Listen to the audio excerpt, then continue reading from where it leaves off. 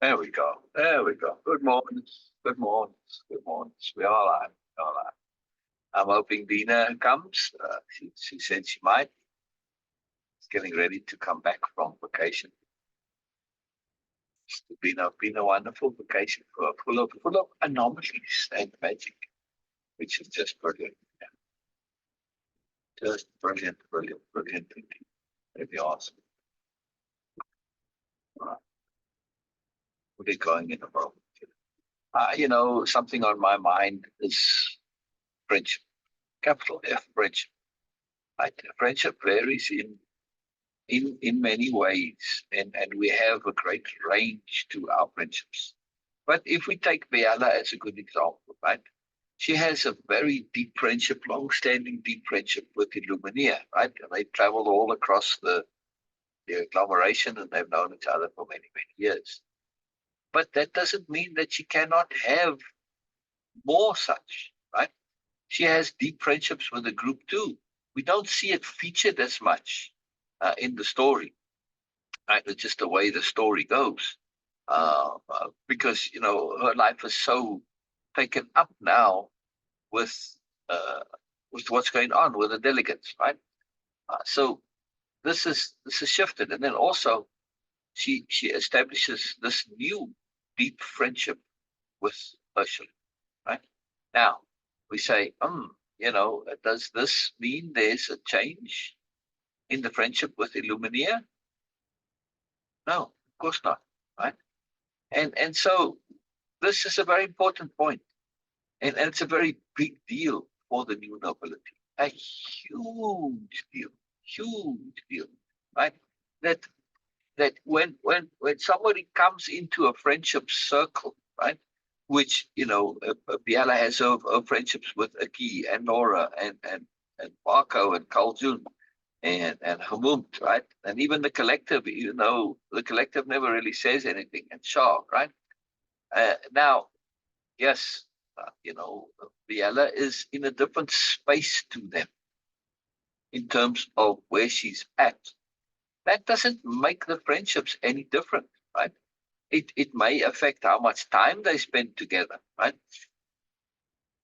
Because they are fairly new to being aspirants, and Biella's been around for a long time, right? She's been on Nobelia for a good many years, and Biella, this comes out in other stories at another time. Biella was invited to be a new noble, right? It's somewhat unique in the history of the new nobility, and this was because of the great Gulf affair, right? And it's in the story, in the novel. Well, it's also a Gulf with Grace. It's an introductory story in there.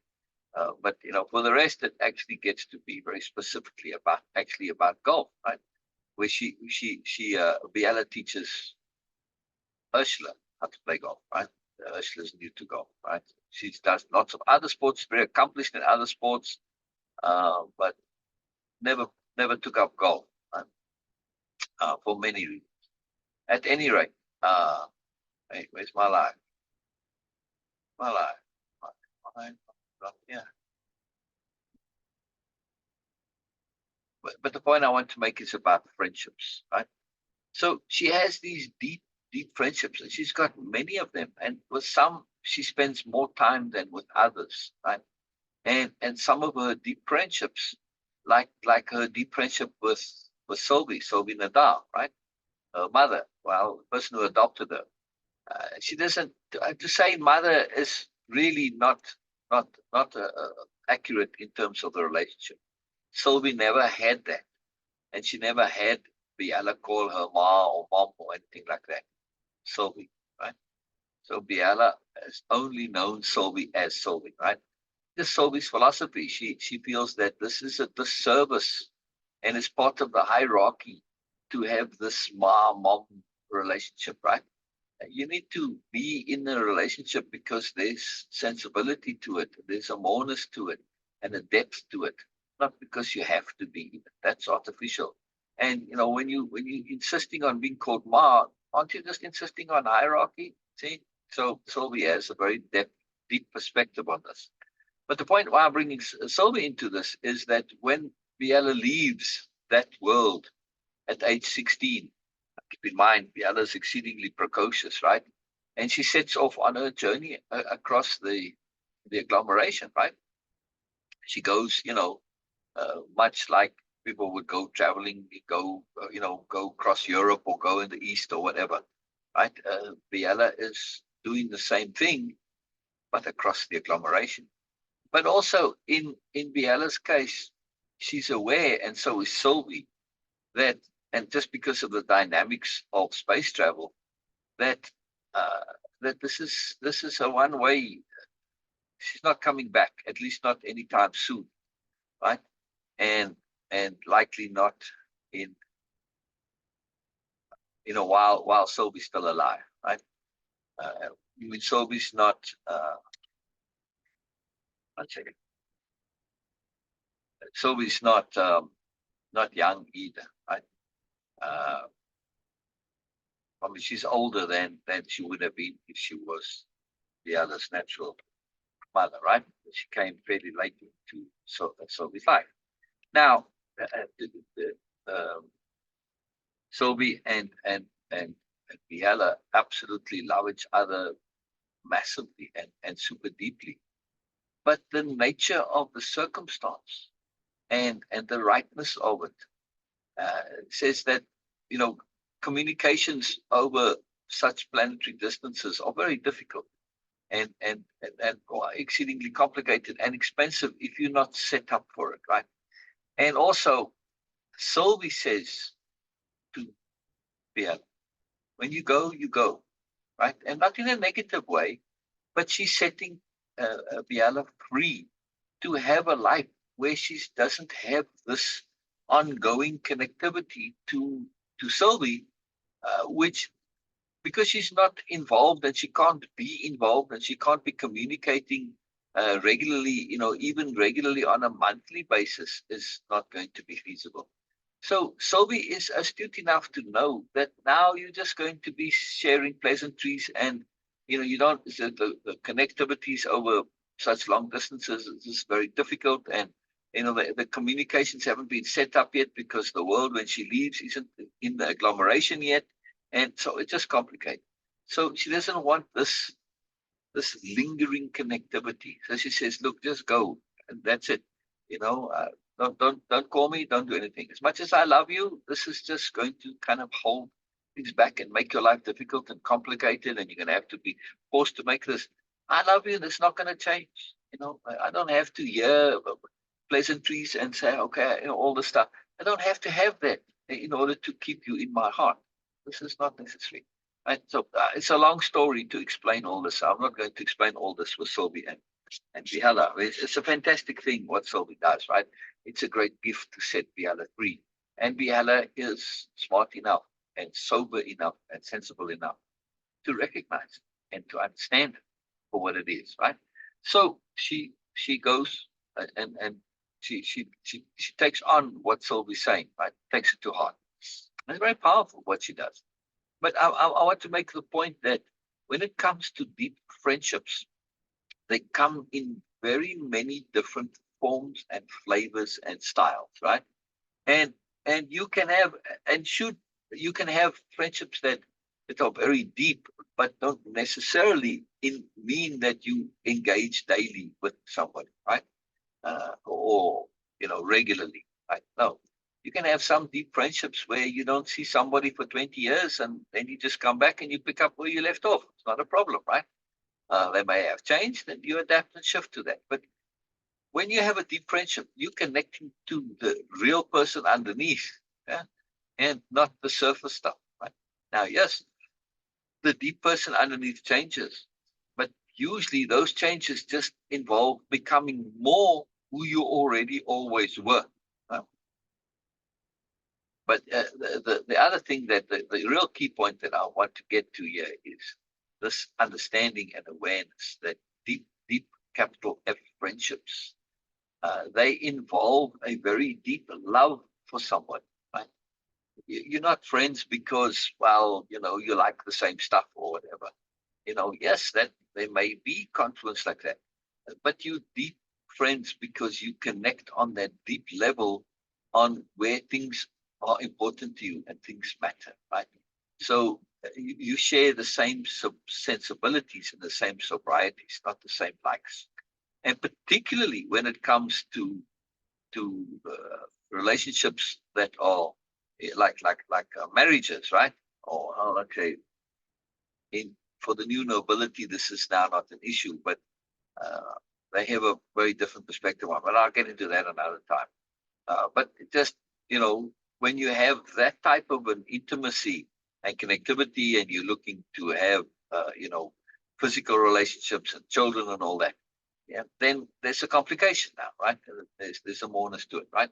It doesn't quite take on the same dynamic as a friendship, right?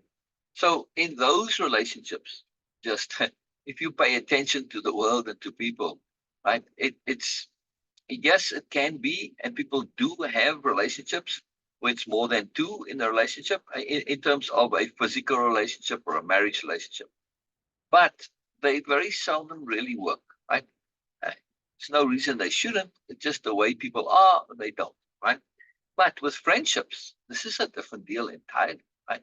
And to me, I see deep friendships. And if you really look at deep friendships that are really excellently deep friendships, if somebody comes along that you make friends with, right? Or at least you feel very highly confident that your existing friends will also love your new friend if it's on that same level, and they'll be added to the circle and to the group, right? So new friendships aren't replacements. There's no competition. There's no comparison, at least, especially not in Biella's world. So when Ursula comes along and they have this deep, deep connection, all right, the universe puts them together, and you really pay attention to the universe. When you get a gift from the universe, there's no way that you can ever uh, uh, not fully respect that gift, right? That marvelousness, that magic from the universe. There's just no way. There's absolutely no way to do this, right? It's not possible when you live in attunement, right? And to not fully respect and completely uh, just love the gift is unthinkable. Absolutely unthinkable for a new noble born aspirant, right? Unthinkable. Absolutely unthinkable. Because they know already from deep experience that this is an incredibly magical thing. And how do you turn your back on magic? Whether you understand it or not, it's totally irrelevant, right? It's magic. Right? So it's very important to understand and be aware of that for the new nobility, this that when somebody comes into their life, the way Ursula comes into Biella's life, that this is just that you're going to be deep friends, right? And there's this deep connectivity, and also from Ursula's point of view, she grabs onto the invitation that Biella extends to her to avail herself of Biella. She makes this offer to many, right? But Ursula's the only one that truly avails herself of it. Because of all of those that she does extend this to, which for the most part was most of the delegates now, right? They don't have that same intensity of intent to learn and grow. And of course, if they had, they would also ask to become aspirants, right? Like Camelius. Now, Camelius has already a deep friendship with Biella before he comes. They've established a fairly good friendship, right? And fairly deep. But he doesn't want to take that extra step to go all the way Ursula does. And since Ursula does do this and avails herself of this invitation, well, they sort of become somewhat inseparable. Right? Now, the Illumina and Biella have, I guess, such a friendship, but they've known each other for so long that they don't need to be with each other all the time, right? Because they've already maximized all of that. So the relationship now, it's like, hey, in terms of utilizing your time, I've already maximized all the time that I can in terms of like with Biella and Ursula, Biella and Illumina now, right? They they're on the same page when it comes to figuring things out and working things out, right? And unlike Ursula, which is a lot of the stuff is still new to her, right? So once you get to that level, you say, well, I've got stuff that I want to pursue that, and not all the things that you want to pursue, your personal interests are going to always overlap with somebody else. And that's the case with Illumia and Biella, which is why they do spend a considerable amount of time. They're in the same circle and that, but they also spend a lot of time separately. Like Biella's mandate now with the delegates. This is given to her. Yes, Illumina can, she does spend a little bit of time there, but it's a thing for Biella. And you can say yes or no on Illumina. She could be more involved or less involved. It's her choice, right? And in this case, she actually has got other projects that she's busy on, and she doesn't feel a need to be there, right? And her life is also by attunement taken her into being involved with whatever excuse me, activity she's involved in, right? So it doesn't diminish the friendship in any way whatsoever, right? That depth is always there, as you see when they get together, right? Now, the depth of friendship, does this mean time spent together? No. No, I've got to put my headset on. I think you could still hear me.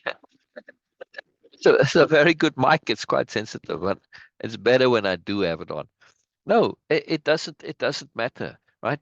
To the friendship, and her circle is expanded. This is why Illumina is just, to her, Ursula's a deep friend, because she sees automatically. She's got those skills of the new nobility, the astuteness of perceiving people. She can see why Biella is deep friends with Ursula and Ursula with Biella, right? She sees Ursula as a person, right? And knows who she is and says, wow, this is awesome. This is somebody that obviously I will also be good friends with. One moment.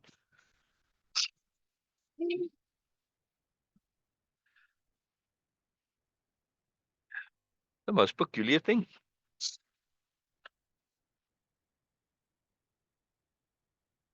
My nose wasn't blocked before I started talking. As soon as I started talking, my nose got all blocked. How does that work? I don't know. Anyway, so Illumina is automatically understanding Biella's friendship with Ursula, and she sees Ursula for who Ursula is. And since she and Biella overlap in so much when it comes to what matters, when it comes to a friend, Ursula has all those qualities. How can she not be friends with Ursula, right? In the same way, right? She is automatically friends with every single new noble, even though there are millions of them. She doesn't know them, but she's friends with all of them, right? Because that's the point of the whole thing, that you are part of this, right? To become a new noble means that your values, what matters to you, what's important to you, yes, is on the same page, yes. Not your personality, not your likes. Personality and character are two vastly different things, which sadly not many realize the distinction, right? And you see, in movies and TV, unfortunately, and quite sadly, and quite problematically so, you see people in your romantic comedies, they fall for each other and fall in love based on their personalities. Your personality is a temporary thing, and it varies, right? Depending on circumstance, yes? But your character, that stays the same. If you're going to decide on getting married or having a deeper relationship with somebody based on their personality, you're going to have problems. And I see it all the time, right? People like each other and it's all fun and wonderful, but they have serious differences when it comes to character. And of course, this causes problems in the relationship, right? Because they're under this myth of assumption that, well, their favorites all match up. They all like the same stuff. That doesn't determine a relationship. It's just complete nonsense. Absolute utter nonsense. Like I like to remind somebody, or people, I tease them who think this way. I said, look, yeah, you've met somebody and say, oh, we all have the same favorites. Me and this person, I met her or him, and we have the same favorites. I said, I could find you a list of somebody who has the same favorites as you. Oh, really? Yeah. Just go and look up the favorites of serial killers. Sooner or later, you're going to find a list that's going to match yours. Yeah. See, doesn't mean anything. And of course, that deflates things a little bit.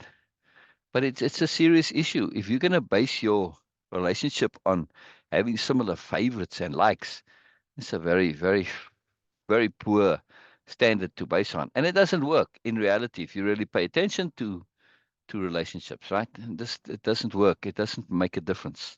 But when you share the same values of what is important to you, what matters to you, right? Character issues. Well, now that's a different thing entirely, right? And that's where the lastingness comes.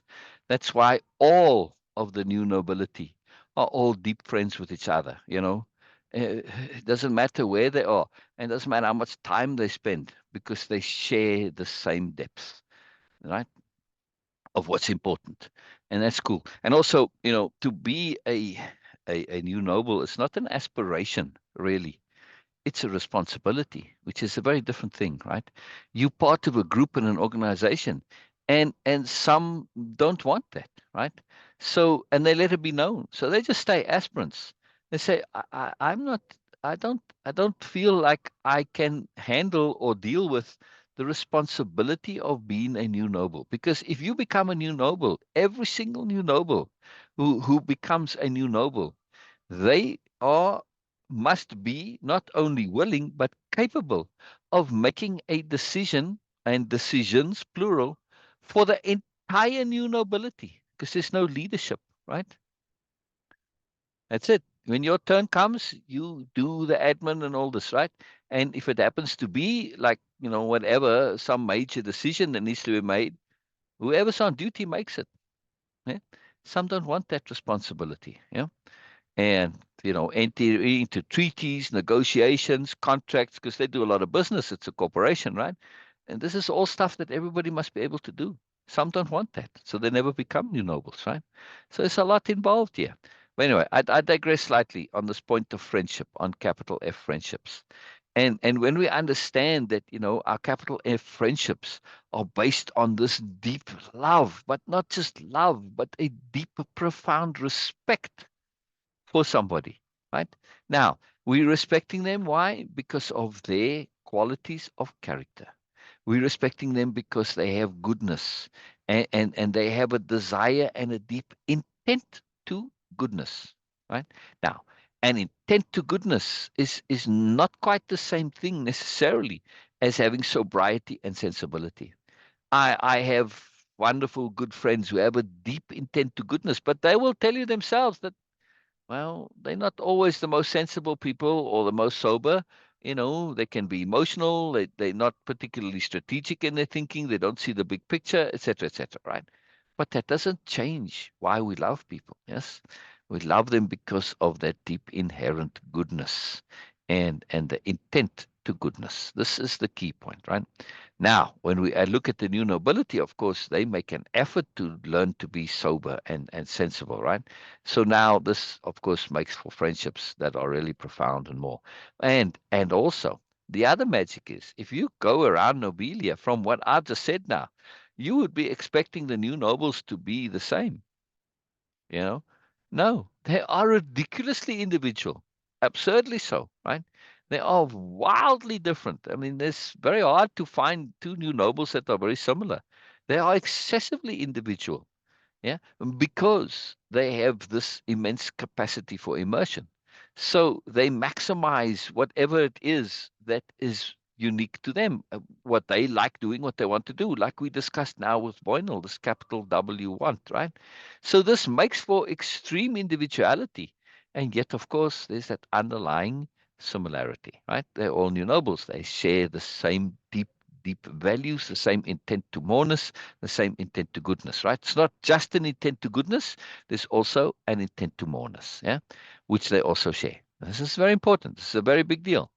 Right? This intent to moreness. This is what makes the new nobility, that intent to moreness, right? This is the commonality where they say this is what we particularly like, right? And this is what's particularly important to us. It's beyond important, it's almost a need. And this is the cohesiveness that links them all. And they say, look, this is what's important to us. We don't say this should be important to everybody. No, it just happens to be important to us. And therefore we are a community, right? Much like academics on Cornelius's world, that's their thing, being academic. The new nobility like to go further and say we want to apply that, not just have it as some knowledge in our bed. It's not just academic, right? And that's the term with academic. They say, oh, it's academic. It implies it's not in the real world. It's just in academics, right? And that is how academics are, right? They're focusing on more the theory of it, not necessarily the application, right? Right? That's your thing. That works. Okay, cool, whatever. Or you into sports or whatever, right? And so people congregate according to what's really important to them and matters. Now, the intent to moreness really matters to the new nobility. And this, of course, is how their friendships come to be consolidated and cemented. That deep connectivity to the intent to moreness, in addition to the intent to goodness, right? And of course, the intent, the noble intent. This is not something that nobility is bonus goodness, and so often nobility can be a uh I'm trying to find the right word here. Uh, it can cause one a lot of difficulty and a lot of trouble, right? So it's not always just a fun thing, right? It can cause problems, right? Or just extra work, as it were. But if that's your thing and that's what you're into, this is just part of the deal. It is what it is. It's like being into sports. There's a lot of training involved. Well, if you're into sports, you love the training, so it doesn't matter, right? So when we look at this, we start to understand things a little bit differently. So for the new nobility, that intent to moreness and nobility and intent to goodness all go together, right? And maybe a few other things as well. But this is what makes for the ability to have deep, deep friendships. And really, who it is that you end up spending most of your time with, um, this is a matter of happenstance. But particularly, though, in the new nobility, in Biala's case, we only seeing Biella really interact with a group of aspirants and with Illumina, and maybe Fine comes into it a little bit more. It's not in this book so much, but he comes more into the others, right? Uh, but but it's only because we are seeing Biella interact in an unusual circumstance, which is with the delegates, right? And she's made this little group of friends with the aspirants. But if she wasn't involved with the delegates, part of being a new noble and an aspirant is absolutely particularly to go and just hang out and be with other new nobles that you don't know, right? It's part of the culture is to just randomly go and connect with people, right? And just go and stay with them. And just this is part of the culture. So because this is what keeps the culture alive is that you don't have little cliques and pockets which develop their own thinking and their own develop of thoughts. Whatever this, because they're always learning, they're always growing, they're always adding to the culture as a whole. But that needs to get spread out, right? And how is it going to get spread if you just hanging out with the same people all the time? So we can't mistake this fact that Biela's hanging out with this group. That's now, right? That doesn't mean it's always going to be that way, right? And part of this is, yes, you have a few friends that a smaller circle, and that can depend on, that you maybe hang out, not maybe, that you will hang out with more so than others, right? And just a matter of convenience and practicality. But certainly it's not part of the culture to only hang out with your friends, right? No, because they are friends with everybody. And so for Biella to hang out with Ursula or with Illumina is the same as she's hanging out with Mary or Yanan or whoever, right? Doesn't matter, right? She's going to get the same value, the same depth, the same connectivity, whichever new noble she hangs out with. And she's going to make an effort to hang out with new nobles that are on the other side of the planet, or especially, when she goes out into the agglomeration, should that happen, she'll make a point to go and visit and hang out with those new nobles. Or if they come back to Nobelia temporarily, she makes an effort. When new nobles come back, like to Nobelia temporarily. They've established themselves on some place out in the agglomeration. When they do come back to Nobelia, like for vacation or whatever, just as a visit, they're in high demand. Everybody wants to connect to them because they want to connect to that what's out there. And they want to bring that into their lives as well, right? So this is a very important deal. And of course, it's very, very necessary for the culture to keep the culture from developing sub pockets of culture, right? Which you see in almost all other cultures, right? Look at you take a place like, well, we know England is a bit better than most know other countries, but it's the same in France or Germany or whatever. You get regional accents and dialects, right? And like in France, they got a in England, they mostly speak English, right? In England now. But in France, they speak, I don't know, like 12 different languages across France. I forget how many it is now. It's all actually different, distinct languages, right? It's fascinating. So this is, you want to avoid this because now your culture is limited to the pocket that it's in. You're not growing and getting the benefit of the entirety of the culture, right? That's why they spread and have friendships and make an effort to go and connect. And they have instant friendships because they already know that they're on the same page when it comes to what really matters, right? And of course, they really working on the things like their ability to communicate, their ability to interact, and the ability to choose their moods. So, you can be friends with anybody under those conditions. And even more, when you really take the nobility, nobleness, that perspective of being truly, really noble to its maximum, you have the ability to love anyone. Yeah. This is a profound skill. This is one they really strive for and aim for. So this is one of the criteria for somebody becoming a new noble. Not only are they capable of making decisions on behalf of everybody. I mean, that's a very high bar. Like I said, many say I don't want to have that responsibility, right? So they don't put themselves in, even though they're aspirants, they don't become new nobles. They just stay perpetual aspirants, right? But of course, this is a serious decision. You have to have very good reason to do this, not just because you're avoiding responsibility. You must truly believe that you are not capable of doing so, right? Which is very different to not wanting to do it, right? They would want to have the capability, they haven't been able to accomplish that. Yes, so they not in the running. But if you're a new noble, you have this ability to make decisions for everybody. Not only that, you also have already learned the skill of being able to love everybody. Yes. Now, of course, it's easier to love some than others. Yes. This is most clearly the case. With a new nobility, it's easy to love them all. That's really no problem. Right. But when you're talking about people out in the agglomeration, I mean, there's criminals and nasty people and horrible people and BMNs and all this. Yeah, they're much harder to love, right? And you have to be careful, like narcissists. You can't love a narcissist in the same way as you love everybody else, because if you do, you essentially condoning their narcissism and you make it worse, right? And so this is not ideal. So of course, appropriateness governs how they love, but they have the capability to love anybody. This is a phenomenal skill, right? It's a really phenomenal skill. Now, like I said, it's easier to love some than others. However, how do they come to have the particular deep friendships that they do? Right?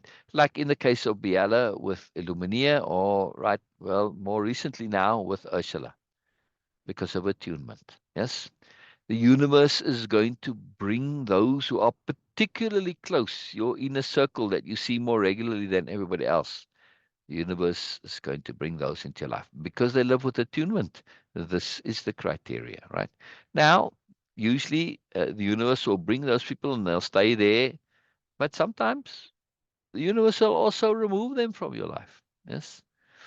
Things just as you live in attunement. And the new nobility are very acutely aware that sometimes, your deep, intimate friendships, they come and they go, like when we were children, right? I remember having best friends, and they would be best friends for a while, and then I'd have a new best friend. I never ever broke up, as it were, with any best friends. And it was always a mystery to me. Like the next thing, I'd be best friends with somebody else. I thought, what happened to my friendship with the other? Like I haven't stopped liking them. I like them the same as I did then, but somehow we're just not interacting as much anymore. Right? Eh, Maybe, maybe they changed their minds according to me, and in my bubble of innocent ignorance, okay, I just wasn't aware of it. But it wasn't only me. I saw this with most kids, right? They come and they go, the friendships, right? And I think it's just the universe's mechanism for us to experience the moreness of life. Yes. If you only have one really deep friend, you're going to really severely limit your growth, your learning, your connectivity, your awareness enhancement and development, right? So the universe brings us this. Now, can you have consistently some that are in your life absolutely, but not only, right? That's the key point. I suppose for some it might be, but in general, I see this that the universe brings people into your life, and then your circumstances change, and other people come into your life, and you get you move, you get change, and you can't be in people's life on that level anymore, right? Just the way life is. We can't be stressed by this. We have to say it is what it is. It comes and it goes. It doesn't mean I stop loving the people. No, it just changes, right? So this is important. Now, some people do stay consistent in your life, and that's wonderful. But we have to be very careful of limiting ourselves to only. Yeah, because then you are cut. If you're interested in learning and growth and awareness, enhancement and development, of course, right? Now, this is sort of the universe puts it on everybody, but some for it's slower, and it's over a longer period of time, and others it's a little bit more accelerated. Why? Because of interest. Yes. And that's cool. That's just the magic of diversity in the universe. But when we understand this, all what I'm sharing here about friendships and deep friendships, then we realize that there's not a competitiveness or comparativeness between friends. I don't have, this, or at least from the new nobility point of view, right? Your deep friends, those that are in your inner circle, and for however long they may be there, forever, or sometimes you realize that, like Sylvie, right? Situations may come which force a complete cessation, even because of the deep love, not because there's less love, no, because there's more love, right? And it's because of the appropriateness of the situation. You can't be selfish like Sylvie. She says, look, I'd love to have you in my life always, but that's my personal selfish limited context desire. Is this the best thing for you? No, absolutely not. You are so much more, that you're going out into the whole universe there. Yeah, this is ideal and appropriate.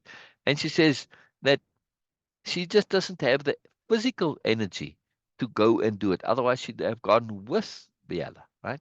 But she's getting on in years already by that time. Like I said, she wasn't young by the time Biella came into her life.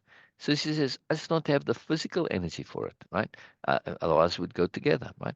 But also that she realizes that Biella's on a path that is kind of different path to the usual path. And that path is Biella's path, not Biella and Sylvie's path. Yes. And initially when Biella goes, she spends a good many years on her own traveling, and then meets Illuminia, and they go from there, right? Again, as appropriate as attunement. But that's not the limitation to it. Yes. I mean, Biella has a deep romantic relationship somewhere along on her travels, and I've written a story about that, and it's a very profound story and a very surprising story. Yeah. But again, doesn't change your relationship with Illuminia. Yes. Now, the amount of time that gets spent, yes, this is going to change. But that's going to change even if they were living on a desert island together. Yes. Just how the nature of things are. Yes. Because you have individuality. And if you insist on doing everything all together, you're just going to end up with a clone of yourself. And that's not ideal, not for anybody, right? And I certainly don't wish to spend all my time with a clone of myself. I already know me. Yeah. There's no real value in it. This is why this idea of similarity in friendships is a complete, or relationships, a complete myth and nonsensical, and just makes no sense whatsoever. And it's very important to be aware of this. Anyway, I just wanted to share some of the new nobility perspectives on deep friendships. That they are a profound thing to the new nobility, but they don't see it as a limitedness, for one, right? And they are governed by appropriateness and, of course, by attunement. And sometimes they last a lifetime, other times they don't. Just by way of interaction, you still have the deep friendship. You just don't end up spending a lot of time together. And that's just force of circumstance, right? And when you understand force of circumstance is very profound. And also you'll make friends, and you spend like the culture of the new nobility, right? They'll just go knock on the door. Hey, can I come and stay? And if there's space, they'll say yes, always, right? This is the culture, and it's done deliberately, right, to spread and figure out, and you're extending your range of connectivity. Now, whenever you stay with somebody, you make a friendship. You might never see them again, but if you do, right, you remember that connectivity, that time you spent, and you have that intimacy. They don't even need to they have such a deep connectivity to moreness that they make instant connectivities. That's why they can just knock on the door and you invite it, and it's like you're part of the family, right? It's a fantastic thing. It's a really, really fantastic thing. So there's a moreness to their friendships, a very deep, powerful, magical moreness. It's very cool. Very, very cool. But just, in terms of in our daily lives, yeah, yeah.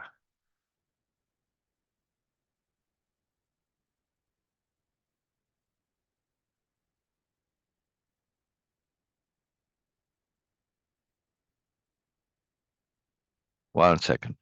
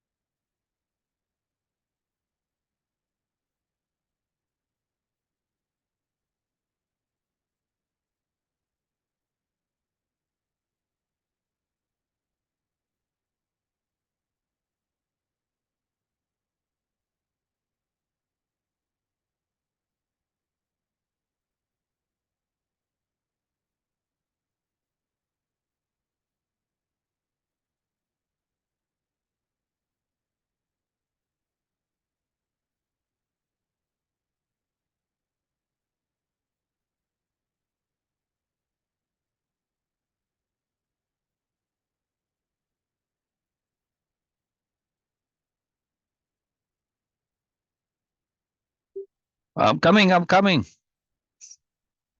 Just have to type here real quick.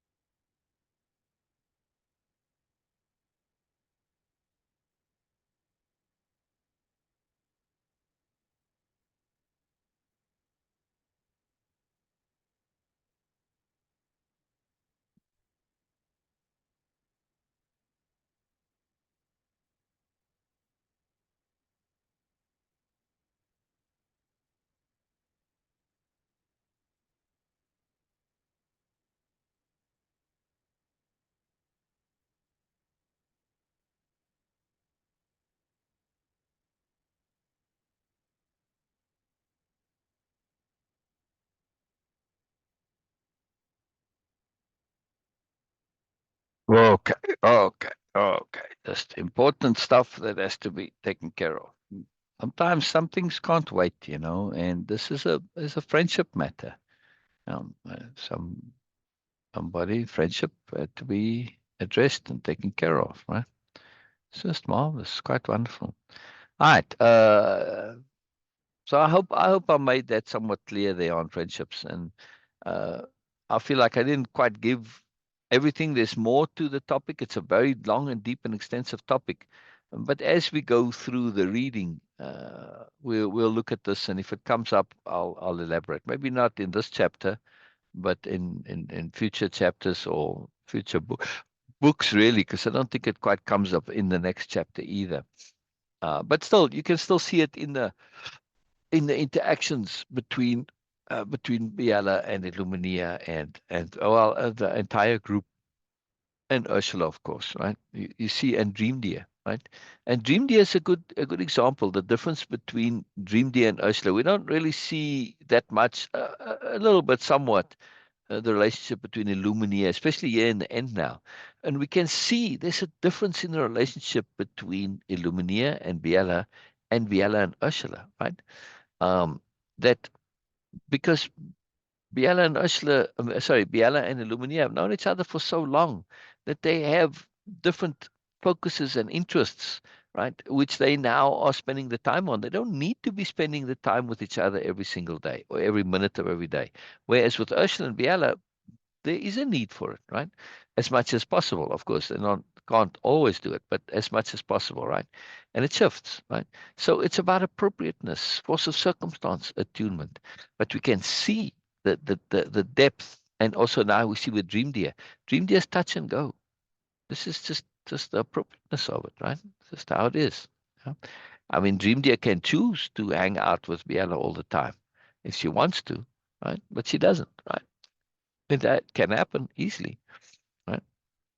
Just there's a peculiarity to things that when it comes to how the universe and force of circumstances puts people together, that it's part of attunement, and you need to be aware of that. At least I feel it's very important that we need to be aware of it, especially if we're going to live in attunement, right? So very, very cool, very cool, very, very cool. Just magical stuff, magical stuff. All right, so let's continue. I'm not quite sure where we were because I had to reboot my computer, and so the file isn't in the same spot. So let me see if I can pick up here.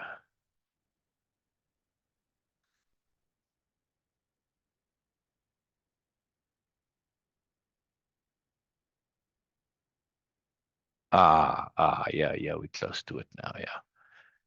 Uh,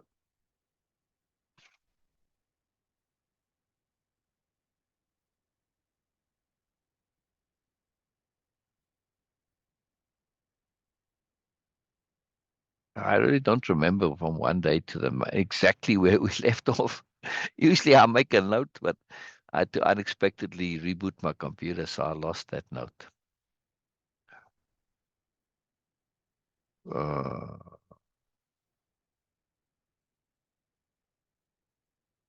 oh, we did this already, I think. Well, because we read it all on Sunday, and then again, so when I'm remembering if we've read it, I'm not always sure if it was yesterday or on Sunday. You see, so it makes it difficult.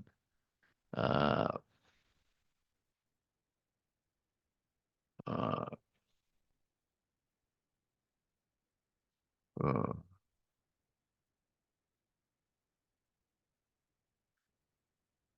it's very interesting how it comes with Boynal, right?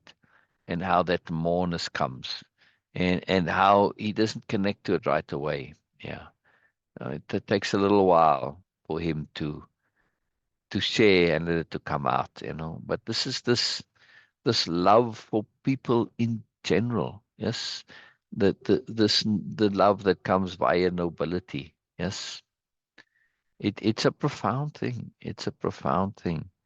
Yeah, that to love people on this deep level where she doesn't know Boynal. He doesn't share much to really. Well, she has extreme skills of being able to know people from little, but there's not a friendship that develops here, right? But yet she gives him the time as if he was Illuminia or Ursula or Camillus or anybody, right? Doesn't matter. She gives the maximum time because it's the appropriateness of the circumstance, right? There's a caring and a considerateness, right? That she responds to it by way of force of circumstances. Yeah, yeah. Oh, okay. So we weren't, yeah. What did we end on yesterday? Oh, no, there's nobody here to tell me. Uh, that was Sunday.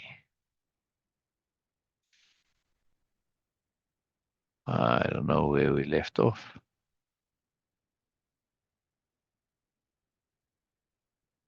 Hmm. I know where I can see where we left off. I can go look at the notes and see. I should have thought of that earlier. The grain, which does a transcription, and then it makes a summary from that transcription. And I find the summary very useful. This is what grain is. You see it there as being part of the thing. They join like a participant, like somebody coming on. But this is the point of it. Yeah. And so the transcription, I can just go to the end of the transcription and see where we left off. Well, I wish I'm talking after that. So I can't always see where I was reading.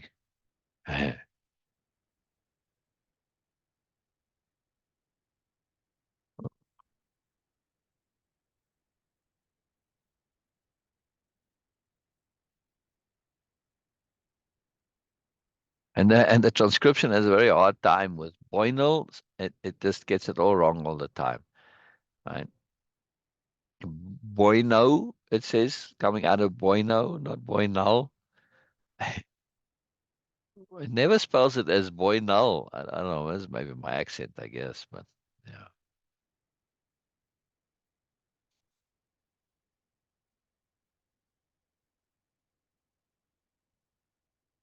And there's so much commentary that I don't know when uh, where we read last. Okay. I got a different plan here now. I'm gonna just look at where I, stop screen sharing. There we go. And then the last thing I can typically see on the screen share.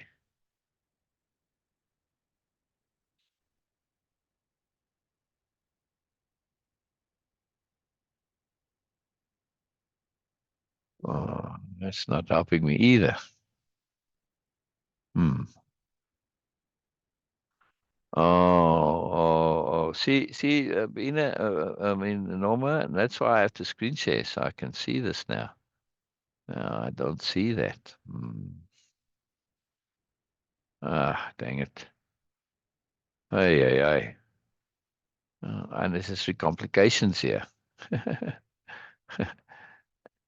I really want to find it now. I'm keen to figure out where I was.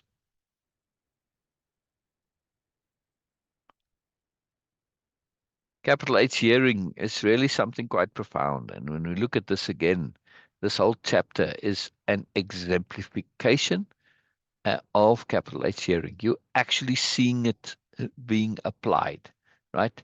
in kind of a very, very close approximation to the real timeness that it took place at, right? Because it's a text conversation, and there were some pauses in between the responses, like you see where Illumina is now coming into it, and they have, or the group, and they discuss and put in comments, right?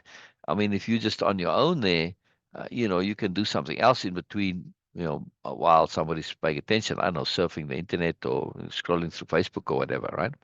Um, but you see this develop in real time.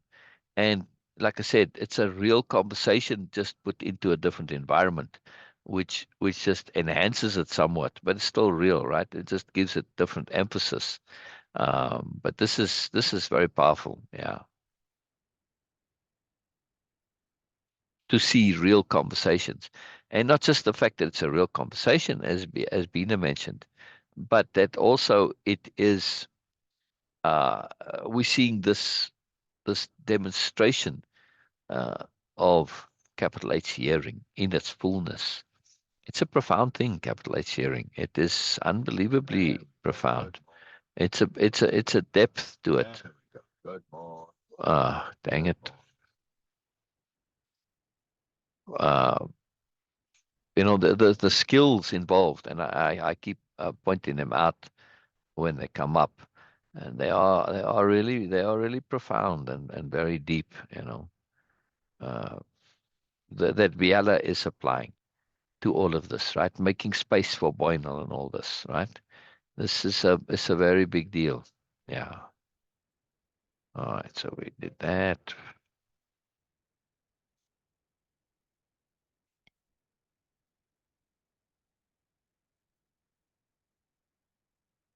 And the consideration, right? So part of being a new noble is to have this deep, deep, deep, profound consideration. Yeah. They are for others. Yes. And that their capital D diplomacy. This is the core of it. This deep, deep consideration for others. And of course capital H hearing too. That you are setting aside you, right? This is where we were, right there before Illumina pounces on Ursula. Yeah. That's where we were. Yeah, yeah, yeah, yeah. I knew we stopped someplace significant, and that's why I wanted to find the spot. Sorry, I know it's a lot of kind of dead time here, but hey, I just go with the appropriateness of it. All right.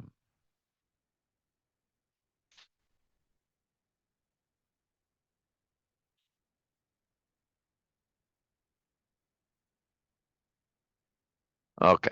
Let's search for this real quick here.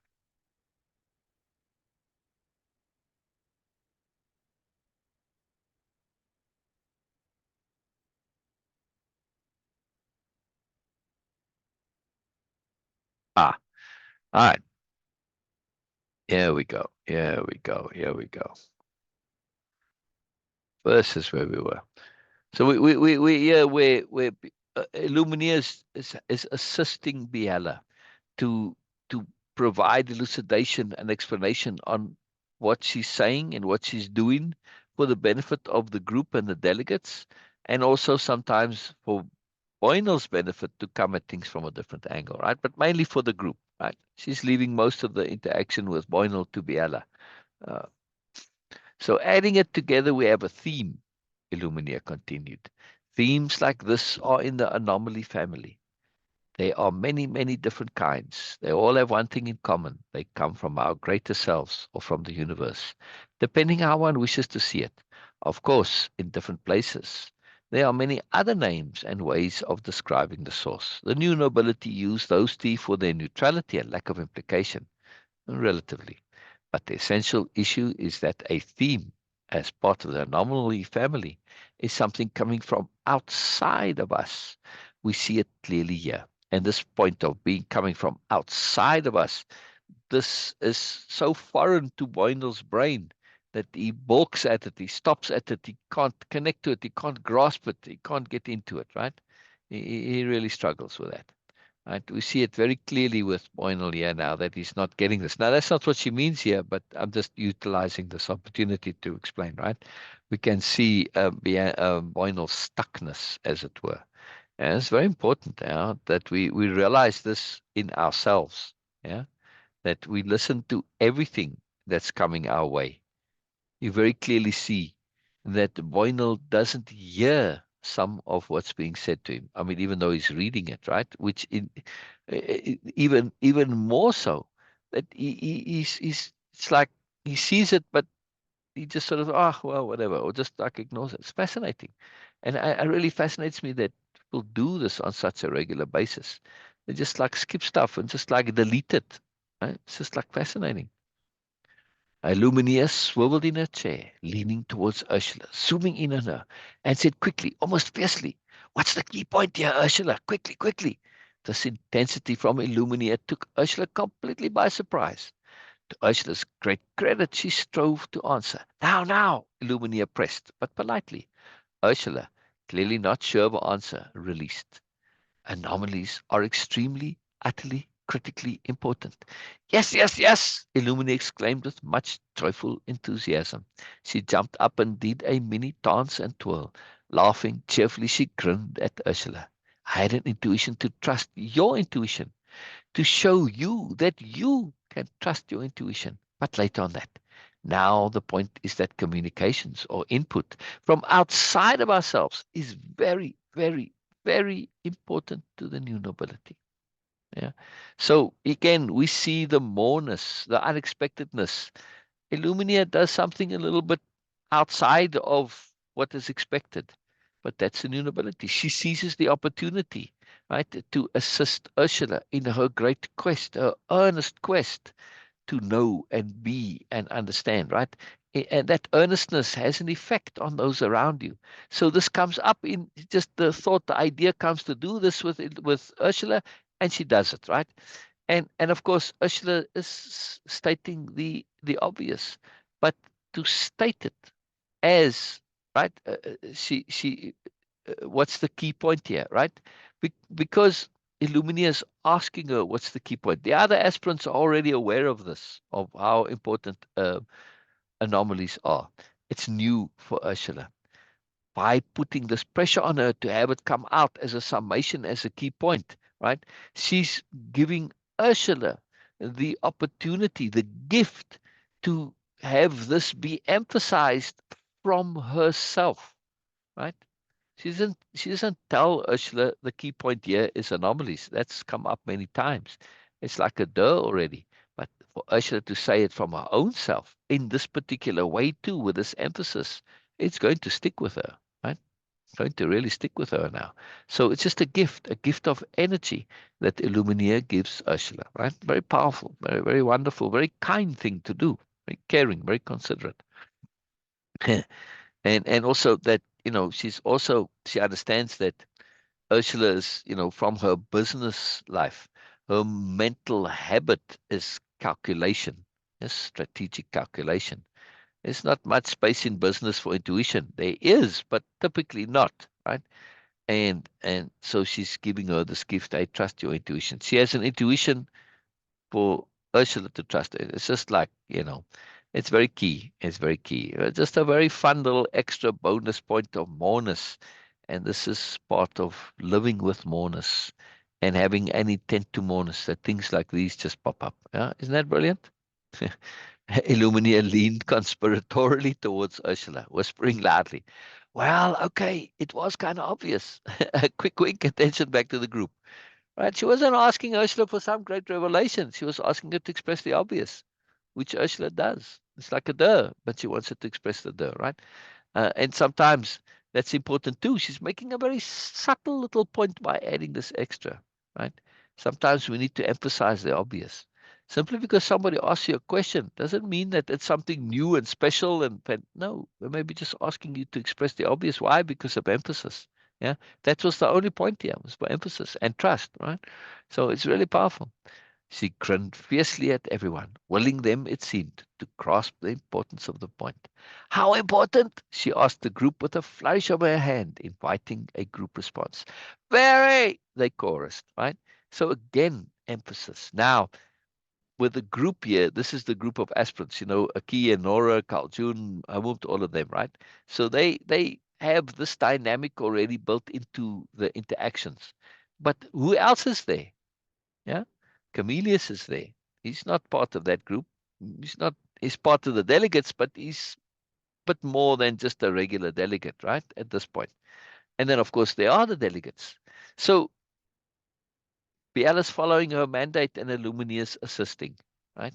So this vary from the group lets the delegates know and Camillus how important this is. Yes. Well, and Dream Deer too. Now, Dream Deer is in her own bubble world. So she connects to some things and others not, right? So you see how astute she is in her commentary, but yet she's not a new noble either, right?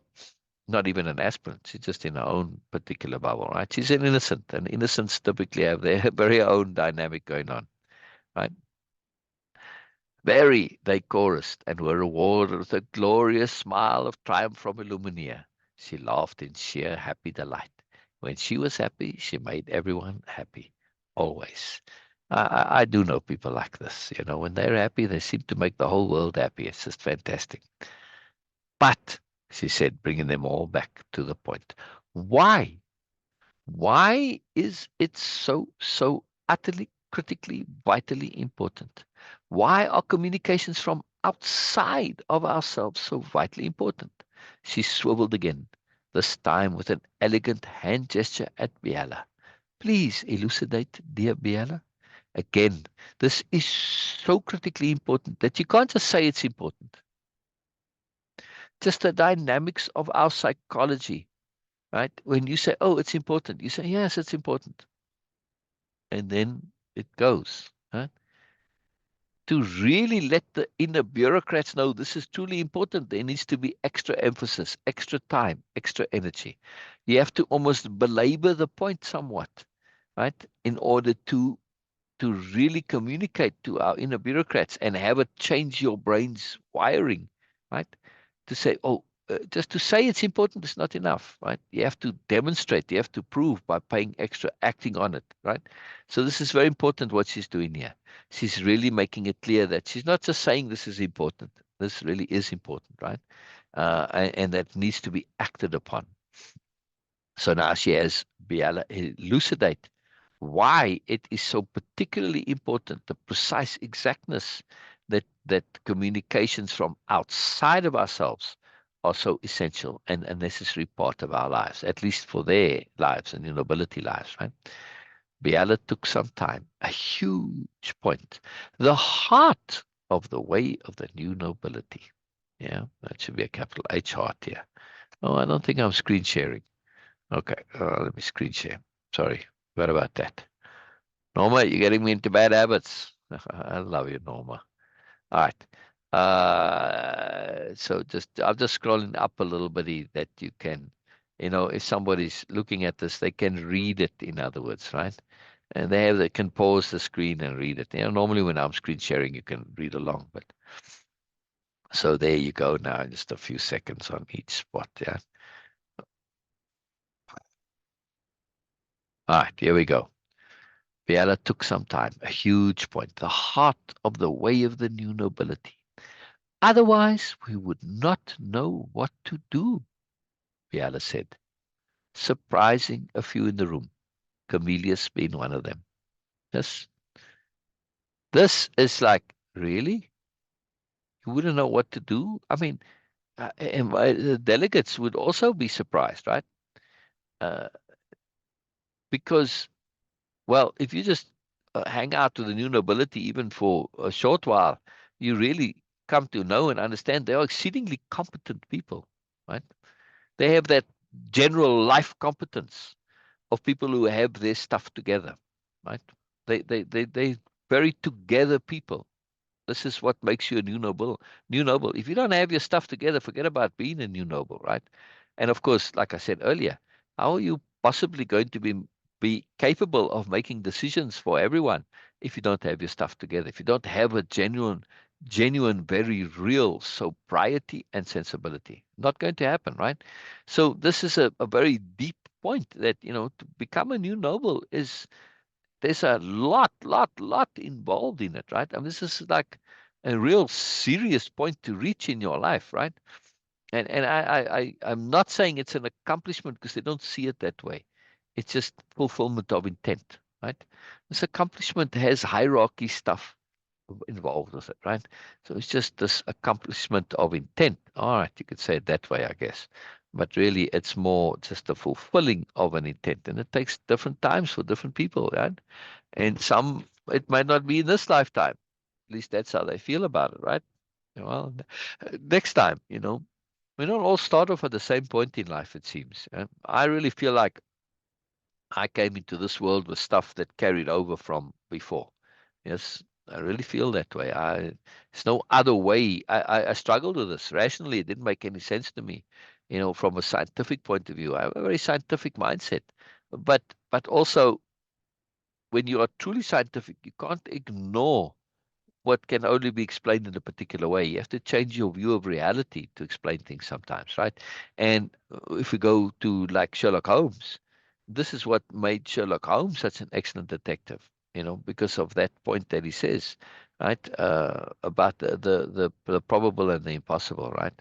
When you eliminate the impossible, whatever remains, however improbable, must be the truth, right? Which means sometimes you have to rearrange reality to make things fit. And you see this with all great detectives, Columbo, whoever, right? They would do the same thing. They would rearrange how they perceived the world, what they believed, in order to make fit the evidence that was incontrovertible. And that's how they would, oh, yeah, well, we thought it was this way, but it wasn't. And then they're able to catch the criminals, right? It's a fantastic thing. But we need to be life detectives and apply that same methodology in life, right? So this is what she's doing here, right? In a very deep way, to understand this, right? But when they say otherwise, we would not know what to do, right? The point I'm on here is this surprising to many, like Cornelius, because he is overwhelmed, completely blown away at the level of sobriety and competence in the new nobility. He thought in his world, he's one of the top lecturers and academics on his world, which is an academic world, right? And and he has nowhere near the sobriety and competence and understanding and depth of discernment and sophistication that Biella and everyone else, the new nobles, have, right? This shocks him, and it's humbling, and not just humbling, but for Cornelius, intimidating, and he struggles with it, right? He doesn't know what to do with it. It's his whole world needs to change now. Ursula comes and she has the same reaction. She's likewise blown away, right? And completely just wow, knocks her socks off. But she says, in order to accept the truth of this, which I cannot deny, I have to change my whole world. And she does. She becomes an aspirant, right? So that whole section there is a couple of chapters on Ursula's becoming an aspirant. This is a very profound thing to read. I mean, to me, it is so huge in the story because I've seen this with people, right? Both with Cornelius and the actual person, Cornelius, who's behind Cornelius, who got stuck on this, and others in my life that I've known that faced with this overwhelming truth of moreness, they refuse to change their worlds to incorporate it. And they lose out. Sadly, they lose out big time. And they know it. Cornelius knows it, but he just can't bring himself to do that step. That's why he says to Ursula, says it directly, which is an astonishing thing. He says, I should be doing what you're doing. But he can't bring himself to do it. I don't know how one does this. For me, it's mind blowing, and to live with less than, I don't know. Just because of what? Your sort of self-importance, your ego, your stability, I don't know. It's a massive price you pay for this to not do that. And I've really seen this, right, over long periods of time with people who they refuse to do this. And they know that they're losing out and they have a deep regret, but yet they still can't. It's no good. Right. Otherwise, we would not know what to do, Biella said, surprising a few in the room. She smiled with intelligence and resolve, holding the moment for the PowerPoint to fully settle. Right? This is, I think I need to put this in italics here actually, because she says it with a deep earnestness and an emphasis, right? To make sure she's communicating that it's a deep point, right? That's why she's smiling with intelligence and resolve. The intelligence is to let those know, yes, I know this is a surprising point. Yes, I know it. And I'm saying it in a way that is going to elicit that surprise. Why? Because I want to emphasize it. I'm doing it deliberately, right? And she says the extra why. We do not trust our judgment. So we have found a way to transcend the limitations of limited awareness. Now, is this a new point? No, no. In this conversation with Boynal, or did it come up with Hyla? Oh gosh, I don't know now. But it's the same point that's made in the gift of intent, right? I thought this was in this story, in this chapter that it came up, but maybe it came up in Hyla's chapter. But that's the same point, right? This is the gift of intent stories where the young man says, I cannot trust my judgment, right? I have to find a way to surpass the limitations of my ignorance. Because otherwise, I'm always going to be limited by what I know, and I know what I know is so little. No, this is not acceptable. Right? So he shifts to, and he brings his heart into it, and they shift to living in attunement and with the universe. Right? This is a big deal, right? So this is the same thing. He finds this way to transcend the limitations of our limited awareness. This limited awareness is an unavoidable fact for everyone. Yes. I mean, do we have the capacity to know everything? I don't know. There's never been an example of it, but it seems unlikely because at a certain point, if you're just accumulating data, your brain literally gets filled up, which is why we sleep actually. We purge, right? We do the sorting, we eliminate that which is not necessary, right? It's very important. Is if you don't sleep, especially if you don't dream and don't filter out the stuff, you get crazy, right? I mean, they use sleep deprivation as a form of torture. And it's not actually sleep deprivation that's the torture, by the way.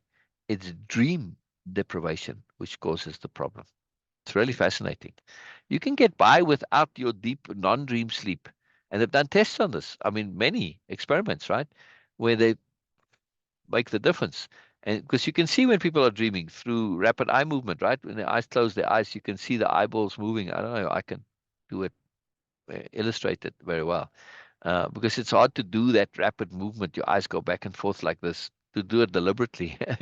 But that's how you can see when somebody's dreaming, right? By the way, just watch people when they sleep, you'll see. So they woke people up right when that rapid eye movement started to come. And then they went to sleep again, right? Depriving them of dreaming, composed to waking them up when they're not dreaming. And you can monitor through the brain waves. You can monitor where people are in their sleep cycles. And boy, depriving people of dreams really messes them up. Yeah, yeah, yeah, yeah,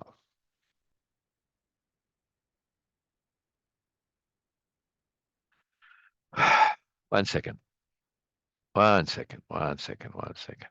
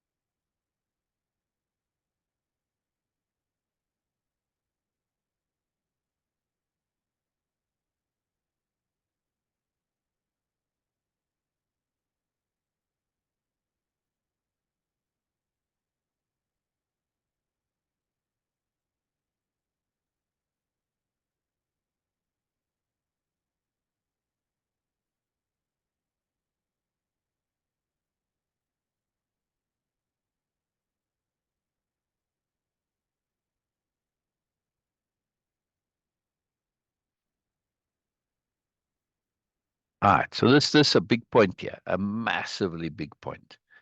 Massively big point that she's making. All right, we do not trust our judgment, so we have found a way to transcend the limitations of our limited awareness. This limited awareness is an unavoidable fact for everyone. We have incorporated the solution into our lifestyle. We have made the solution the central theme of our lifestyle. Again, she's been a bit mysterious here. Well, she's already said, you already know what the solution is. So she's saying it in this way to to create the environment in which you can put it together for yourself. Very considerate of her, right? Very, very deep consideration. Biella smiled again and gestured at the messages waited. Let us rather observe from this perspective. Look at the conversation, at Boynal's situation, from the perspective of what he needs to break his deadlock, his conflict, what it would take for him to find direction. To me, it is the glaring omission, the amazing, obvious missing element to the entire communication, but only so once we are aware it is missing. So now she's created an environment where she's saying, put into practice what we've been saying, what Illumina said, what I'm now restating. Yes, that looking at things from outside of ourselves, looking for input from outside of ourselves is crucial and essential, right? She's creating an environment where they can apply this through this observation of the conversation with Boynal, right? Rather than just being told it's important. Yeah, very powerful. Right. So she adds more to it. When we eliminate the impossible, whatever remains, however improbable, must be the truth. In the spiritual sense, the impossible is going back to what you hate. Yes, said Illumina. To go back is to give up on your heart, your dream, your growth, your soul, your opportunity to extend yourself. And that, for us, the new nobility by implication, is impossible. Biella displayed the next message from Boynal. I just love this. I just find this so wonderfully marvelous. And this dynamic, this interaction between Biella and Illumina, and also how Biella specifically sets up her answer of elucidation, where she's not elucidating in a typical way, which is to give a little mini lecture. No, she elucidates via setting up a little mini challenge, right? To say, apply it here through this filter. Look at the conversation through this filter of what is missing. When you see it for yourself, it's going to stick and last. Incredible, right? Biella displayed the next message from Boynal. The more I try to think I can settle here and build, the less it seems to happen. That is the greater flow I was talking about, Biella said, responding more to Illumina than Boynal. The more we tune in and connect to that abstract pattern in our lives, the easier it becomes to adapt and align to it. That's when it gets to be really awesome. As long as we never forget what it's all about, the huge picture, the all-encompassing picture. In that picture, it's all about developing and enhancing our awareness, about being able to enhance our ability to be appropriate in any context, no matter how large or how long term. Uh, Again, a huge life-changing point. Camellius once asked Biella, he said, what do you need all this awareness for? Why? What's the point of it? This pursuit of awareness specifically. In his world, it's the pursuit of knowledge. It's very different to awareness, right? It's knowledge first. Awareness comes along as part of the deal. It's not a specific focus on expanding awareness, on expanding knowledge. Yes, absolutely, right? But with the new nobility, they don't really care much about knowledge. This you can get easily. Right? It's just data. But awareness, so something pressure. This is not only their main focus, but they understand it to be the universe's also. And they feel this is a self-evident truth if you just pay attention and you look at it from that filter, you quickly see it to be so, right? Um, but he asked, what do you need all this awareness for? She said, so that we are able to be more appropriate. Oh, said Camillus, that makes sense. I see now. I think it's earlier in the story. If not, it's one of those things that will be in the supplemental works, right? And then he got it. He understood the value of awareness, that it enables us to be more appropriate. Yeah? And that's to be appropriate in any context. Well, this is a great, great value in life. The more able we are to be appropriate and to be appropriate in all contexts. I mean, this is what makes for life competence. Yes. Life competence is a great thing to have. Makes your life easy and simple. And of course, the easier and simpler your life is, the easier you're able to cope and adapt, the easier it is for you to have joy, right? Things aren't an issue. Living is not a hassle. It's not a problem to be solved. It's not a continual grind and an effort and a bother like it is for many people. No, it's simple. And therefore, you go through life and you have joy in your life, right? It's like, why must everything be a problem? This is a belief that some is that life is difficult. No, it's not. We make it difficult because we don't have the awareness to make it easy.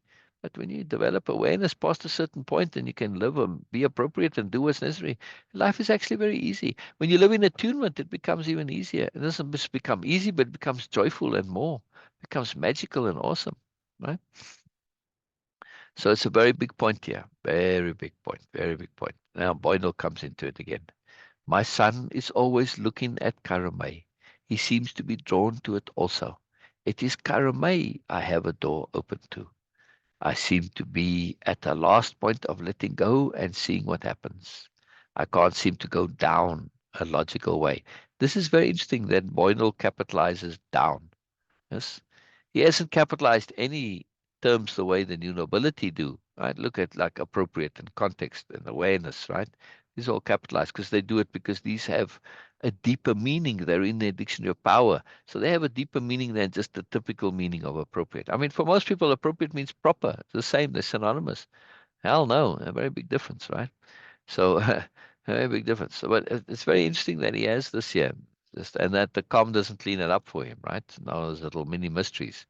I seem to go down the logical way of trying to do all the worldly things of getting visas. He brings this stuff up again, hung up on the minor stuff. Biella and Illumina both deliberately raised eyebrows at the use of the word visas, an archaic word. I thought it had come in before that already. Um, but also, he brings up that his son is always looking at Karamay. Again, by implication, I feel the situation is that he's essentially looking to kidnap his son and run away with him. He doesn't say it here directly, but if you read between the lines, he's trying to convince himself to do this radical action, right? Which is why the justification here, the son is also looking to it and also drawing to it, right? And it is Karamaya, I have a door open, because otherwise it's too simple. The problem here, it's like, duh, what's the hang up here? You want to go, go. Yeah. Why is there this big holdup? Obviously, there's the other guilt thing about the person that's there, right? So when you start to look at when we ask why is Boynal behaving stupidly, and this is a very profound thing to do, right? Mainly when people do, like in this case, it seems that he's just being stupid, and we say, well, it's just being stupid. There's always a reason why people are being stupid. Typically, a pretty good reason, right? In this, that he wants to take the son with him, but he doesn't have custody of the son, right? And so he can't, yeah, because well, he was in the loony bin. Which judge is going to give him custody if he was locked up for 2 years? It's quite a long time. And to be locked up in a mental institution is one thing to going and being there voluntarily, right, for treatment and stuff like that. To be locked up is, you've got like, you've had psychiatrists and whatever, and say that you qualify for it. It's a very serious thing. The courts take very seriously to deprive somebody's freedom, right? It doesn't matter which country it is, right? It's a very serious issue. So there have to be some really good reasons for it. Now, yes, the system can get things wrong sometimes, obviously, yeah. But he got caught up in stuff, and he admits it as well, too, right? So this him wanting to take the son, this is very selfish. And he's aware, he's trying to justify it's for the best, of the son, but really, is it really? Okay, you may not be crazy back then, but you know what? You have to accept responsibility for your decisions too, So he's looking to have it kind of distort things in his own way a little bit. And obviously now we start to see the bubbleness that the Boynal is capable of, and likely what led him to ending up in the mental institution in the first place, right? He's trusting his own, he's overestimating his own sensibility. Yeah. There's a very powerful point here. Kind of all makes sense when we look at it in that way. When we look at it that way, Biella said casually, using the old term kinda, a term from the time of the young man. Hey, it is all about the bigger picture of lifting up the consciousness of the world. We see a bit of self-aggrandizement there. Biella and no new noble see themselves as lifting up the consciousness of the world, like that they can do this. They may contribute to it, yes, via sharing, but they don't believe that they have the ability to do this. Yeah. Now, it's not necessarily implied here with Boynal, not at this stage, a little more comes later, to see that he does feel that he has this capability, right? He overestimates himself quite a lot. You'll see it a bit later. If you can physically get to Karamay, Biala said, and if that is where it seems your path is taking you, but technicalities of paperwork and such seem an obstacle, I can only say from experience, they aren't an issue. Now, she didn't say personal experience, although she has lots of personal.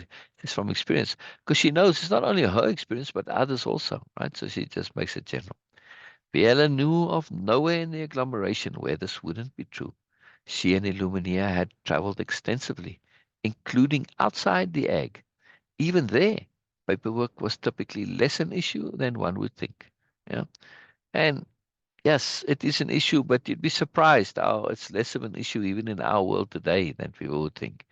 Even well, maybe in the post 9/11 era, yes, it's become more of an issue because of 9/11. And 9/11 changed a lot of things, right? Including this, that the more rigidity with paperwork. Of course, there's no real issue of terrorism in the agglomeration. So it's not an issue, right? And if you remember to people who traveled a lot before 9/11, yeah, it was, but you could get by with quite a lot, right? With not having all the paperwork. It's quite amazing. Anyway, maybe I am, Boynal says again, maybe I am trying to think too logically and just needing to go with the flow and see what happens. I can get in for 3 months on a temporary visa, Boynal said. Yeah, well, you know what, dude? Many people come and they don't ever leave. They just stay, right? That's how many people come to be in this country. They come on a temporary visa and just stay. If your need is so great, like his, you have to trust and you get to this point from via attunement and appropriateness, and the universe says to you to do this. How do you deny it? Yeah, sometimes you have to do what's right in a greater sense via the universe, and this may be somewhat in conflict with the rightness of regulations. And I don't mean criminality. That's a different thing now. Like criminality is a whole different deal. But in the rightness of such technical issues like paperwork, yes. Within the world of paperwork, there seems to be an allowance for people to to be able to do things that the paperwork to go basically to do things that you do without paperwork because this is need. It seems like there's a gap in the system, as it were. It's quite fascinating. There's an allowance in the system for people to have some gumption and basically to be brave and courageous. Yes. And be free. It's quite fascinating. Or at least, to use that from the American national anthem. Anyway, it's just an amusing thing to me. But when you really pay attention, this is a moreness. The universe makes allowance for us to pursue our aspirations earnestly. And sometimes that is to transcend the technicalities of paperwork, and stuff like that. It's quite amazing. In other words, that you are pursuing a moreness that takes you outside of the system. And the system has allowance to be for those who need to be outside the system. It's quite fascinating. It's quite fascinating that the system has space for that. It's really fascinating. Hey, that is all that's needed, Biella says softly. Oh, wow, wow, wow. Yeah. Oh, Biella returned to a greater theme. She didn't want to fish too much. Sorry, I skipped this paragraph. Sensing on a deep level it would cause problems. And what such could be, she had no idea. As you fish about the visas, right? She realizes that if she starts to explore this, the anomalousness of Boynal and her connectivity is going to come, and Boynal won't be able to explain it, and he's going to get flustered, and then he just shut down the conversation, right? So there's a deep, deep anomaly here that's that Biella senses would cause Boynal to shut down if she brings it up, right? So she just kind of skips this point about the visas, doesn't bring it up. What would be? No idea, but she has to trust this, right? Because she's had experience with trusting this. Yes, about the consciousness of the world. It is key to remember we too are the world. The individual is the world also. So from Biella's point of view, she adds to raising the consciousness of the world by raising her own. From Boynal, she does it through teaching. Yeah, it's a very different mindset. The one comes from deep humility, and the other one comes from, well, kind of comes from ego, really. That is, and presumption, a little bit of inadvertent arrogance. Boynton's not an arrogant person like a BMN, politicians and that. No, or some of them anyway. Right? No, it's inadvertently so. Right? It's very important to understand that there's such a thing as inadvertent arrogance. We do it all the time without realizing it.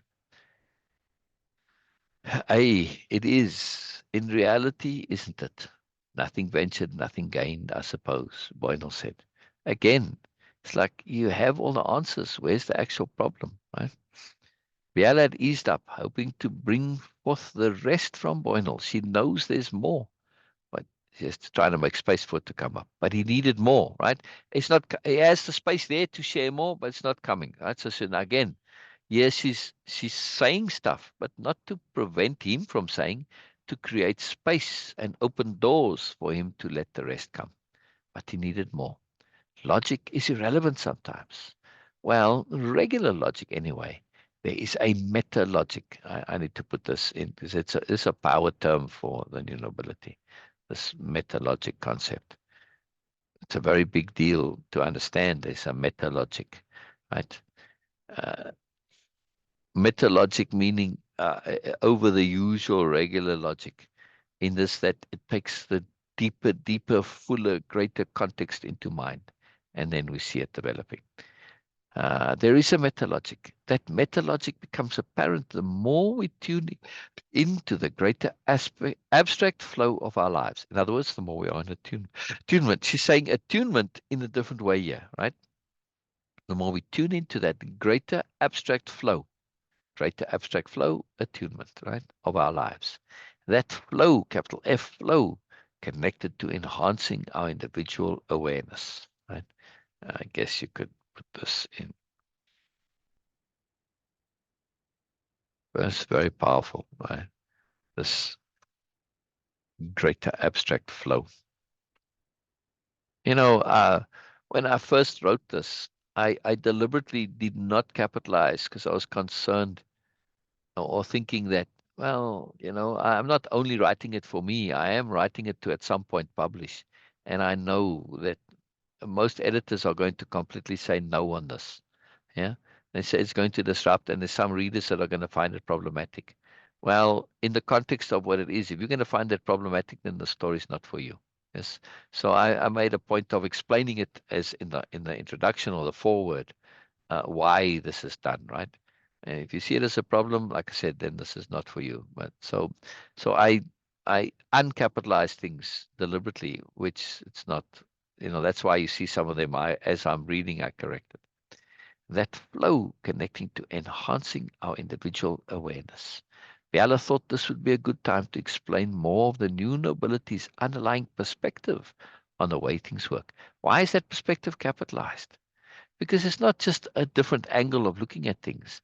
It's a capital P perspective, which means they know it's a perspective, they're fully aware of this, but yet this perspective has taken on greater prominence, and it's a perspective which isn't just one idly come by. It's a perspective that they've put effort into getting to. Right? It's been thought through in a big way. And they cannot take it as a self-evident sensibility because it's still only a perspective, right? So there's a moreness to this perspective here. That's why it's capitalized, right? Everything, I mean everything, is geared to assisting that process of awareness enhancement and development. But in that context, in this context, we can only get assistance, aid, hints, suggestions, prompts sometimes, maybe, or impossible situations from which we have to extricate ourselves. But in the end, we have to work things out for ourselves using this external input and aid. It can't ever be cut and dried clear instructions. Then it would become programming, which would defeat the goal of developing and enhancing awareness. That can only happen within the individual awareness itself. This is so crucial, this understanding of how the world works and why it does work the way it does, why we need to be free to make mistakes. People want to question evil. Why is there evil in the world? Because we need to have the freedom to make mistakes.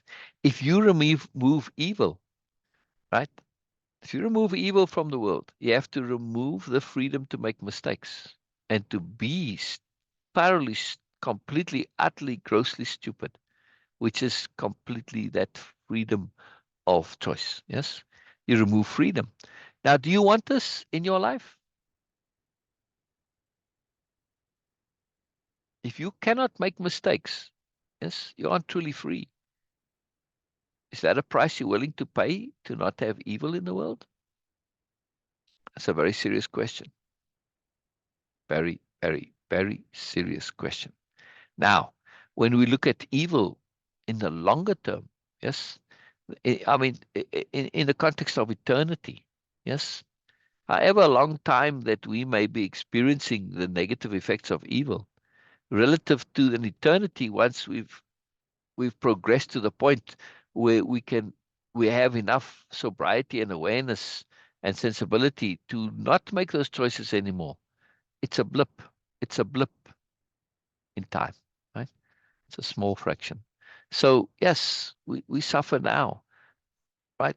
But in the context of eternity, it's a small price to pay for your ultimate endpoint of maximum awareness that's possible, yes, and goodness, and just the best that things could possibly be. Small price to pay, very small price to pay, and necessary price to pay, because if you don't make mistakes, you don't know what mistakes are. How do you know what it is that's right and good and important? How do you develop any kind of ethics or morality or any sort of meaning or purpose if you can only choose one thing, like a robot? Yeah, they cannot choose to make bad decisions. That's why they'll never have sentience or real freedom. I mean, they might have some limited sentience, but it's always going to be limited. Yeah, it's a very big point. This very huge, huge, huge, huge point. Right? To not be a thing. It's a hard point. It's a very hard point to say, oh, we have evil because we have to have it if we want to be free. We truly want to not to be programmed. Yes. And where does evil come from? Lack of awareness. Trace it back every single time. Right? Just go back. What happened before this? What led to it? What led before it? At some point, it's lack of awareness. Right? People believing things that aren't true to be a truth. Right? Insisting their beliefs are truths. Their agendas, their motivations, what they believe to be important, like superiority paradigm. Right? The belief that you have to be important and superior. This is what leads to so much evil. But superiority paradigm is the specifics of it. Whereas the deeper abstract point is ignorance, unawareness. They don't realize, they're not looking at the bigger picture. Yeah. So they don't see the limitations of the superiority paradigm. Very powerful stuff. Very, very powerful stuff. Really, really a massively big deal what I'm explaining here. Right? Uh, Biella laughed naturedly, easing the intensity. Think of it as if you were doing this to yourself. You have another you that knows exactly what is best, but can't say directly because the you that is learning has to learn for itself. Yeah? Just a capital L, learn for itself. Right? And when you think of it that way, like for your children, if you give your children all the answers, they never learn to problem solve. Boy, what a crime. What a crime against your children. A horrible thing to do to your children, to make them dependent on just getting the answers, not ever developing that individuality to be able to problem solve and figure things out for themselves. Oh, but I'm helping them. I'm giving them the answers. No, you're not helping them. You're actually doing them a great, massive disservice. And look at children who have grown up this way with these over-caring parents, right? That give their children the answers to everything. They don't really develop in any individuality. They don't really develop any life competence. Yes, they develop a dependency psychology. It's horrible. It's absolutely horrible. It's absolutely horrible, right? Really not kind, not loving at all. This is where we have inappropriate love. That's why, we say, oh, love is everything. Love is all you need. No, it's not all you need. You need to have love with awareness, because that's exactly the consequence of love without awareness. And it's a disastrous consequence. It's really horrible. It screws up this person's lives, right? And some people who have become a bit more self-aware later on said, I grew up where my mother had, this is a very specific person, very famous, I forget the book now, where she so given the child confidence, supposedly, right? She made the child believe that whatever she could do, she would be able to do easily. So when the child was an adult and she went out and did things, she had this complete and utter belief that she could just whatever she wanted to do, it would be no problem to do. And of course, she had massive failure, and she came up onto the hard reality of life that she was thoroughly and utterly unprepared, completely to deal with life. But this is the mother had kept, trying to build her confidence and all this. She did the worst thing that she could possibly do. So it took this person quite a lot of failures to realize, oh my goodness, I have to really start from scratch, right? And my mother did me this massive disservice by keep pumping into me this idea that I could just do everything. Inappropriate love, inappropriate application of goodness, love with awareness, absolutely critical, right? So when we come to ourselves, our greater self is quite ruthless. Doesn't have this pandering mindset. It doesn't have this inappropriate love, which niceness rather than goodness. No, goodness first, niceness second. Yes, if you have to, now I have a choice. Always, always. If you truly love your children and you get forced to choose between goodness and niceness, you have to choose goodness. Yeah. But some parents choose niceness, and it's disastrous, like in this example of this woman. She wrote the book, and it's quite a popular, well-known book. I mean, it's quite a big deal. Again, I'm sorry, I don't remember the name, but I suppose if you did some Googling, you could find it, right? Uh, think of it as if you, Biella says, think of it as if you were doing this to yourself. Very powerful thought exercise, right? You have another you that knows exactly what is best, but you can't say directly because the you that is learning has to learn for itself. Now, this is the dynamic between our regular conscious selves that's learning to consciously know things and our deeper self that already knows things, but not consciously. Yes, or the universe, you could call it. This is the dynamic we find ourselves, right? That we know, but we know without knowing.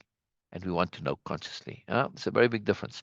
So to learn things consciously in full acute conscious awareness, this is a very different thing to knowing things innately and automatically, instinctively. Instincts don't work in the longer term, right? We think of instinct as being this powerful, wonderful thing. No, it's actually terrible because instincts only work if the circumstances stay the same. The moment the circumstances change, your instincts, you do things instinctually and then wrong. They don't work for you. Yeah, so instincts are very limiting. The instincts are very anti-appropriateness.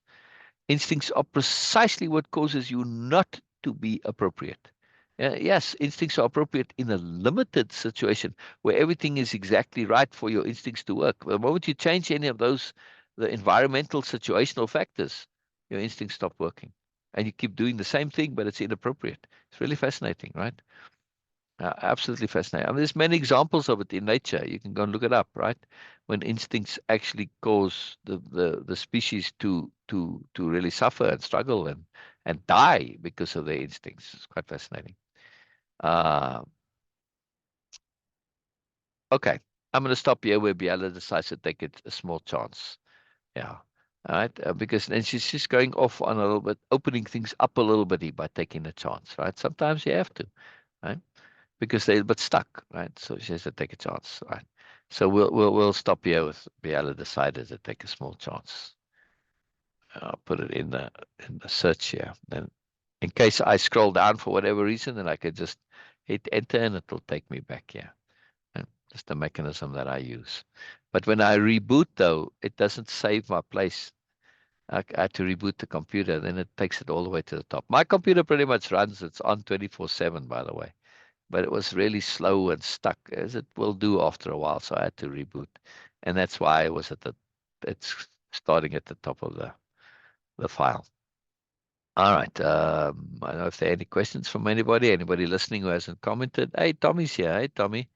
I always want to hear your comments, Tommy. I know you come sometimes, but man, I'm really keen to hear commentary from you. Always keen on commentary and sharing and what comes up in you. Comments don't necessarily have to be directly pertinent and connected to what's being shared. Sometimes it just brings things up in you that you don't even see how they're related, but it's bringing it up. I want to hear that. I call those come up takeaways. It's part of way of impeccability to understand this. Well, anyway, if that's so for somebody, please share whatever comes up, right? Always keep. Again, though, I don't do this necessarily for, well, I don't specifically do it, because I'm looking for followers or people. If that happens, it's a bonus, but I'm sharing with the universe. And it's me listening to my own story, it's quite powerful when I share it this way. I wouldn't do this if I wasn't doing the live. Yeah. I wouldn't have the motivation to do it. But when I do it live, it gives me a motivation. And of course, being live, it leverages my sense of impeccability and responsibility, right? To put that extra effort into it. So I'm leveraging my own energy by using this as a motivation, right? Otherwise, like, whatever. Yeah. So we have to be strategic. But also sharing things with the universe, like I say, you get to hear yourself. And it's very powerful. Right? Very powerful. And when especially doing a capital read or reading like this, when I elucidate in context, I become aware of stuff about myself, which is really powerful. It's very wonderful. It's a very cool experience. All right. Anyway, missed you, Norma. Missed you, Biella, Bina as well. It's a pity you couldn't make it, but all right, next time, tomorrow, some other time. It is what it is, and it's all good either way. It's all good. It's a very powerful point to get to in life, that you love things that are moreness, but when you don't have that moreness, you don't have lessness either, because it's moreness on top of moreness, right? So it's just different moreness. It's a very powerful place to be in life. That it's not miserable for me not being here, right? Still wonderful. Very cool, very powerful, very awesome. All right, we'll continue tomorrow. I'll continue tomorrow. I'm really enjoying this chapter very much. It's really cool. All right. Bye bye, everybody. Bye bye. See you tomorrow. End meeting for.